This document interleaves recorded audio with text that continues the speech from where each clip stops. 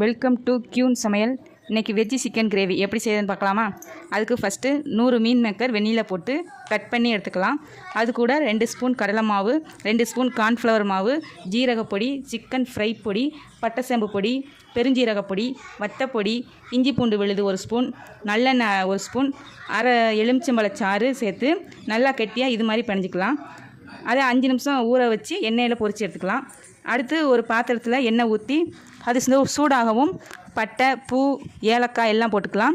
அது கூடவே பெருஞ்சீரகம், 2 பல்லாரி, 2 தக்காளி சேர்த்து நல்லா வதங்கவும் 1/4 டீஸ்பூன் பெருஞ்சீரக பொடி, அரை ஸ்பூன் வத்தப்பொடி, அரை spoon garam masala, 2 spoon chicken பொடி, தேவையான அளவு உப்பு சேர்த்து நல்லா சிவக்க வதங்கவும் 1 கிளாஸ் தண்ணி சேர்த்து கொதித்து வரவும் வெஜ்ஜி சிக்கனை போட்டு 5 நிமிஷம் கழித்து நம்ம மல்லி இலையை தூவி இறக்குனா டேஸ்ட்டான வெஜ்ஜி சிக்கன் கிரேவி ரெடி.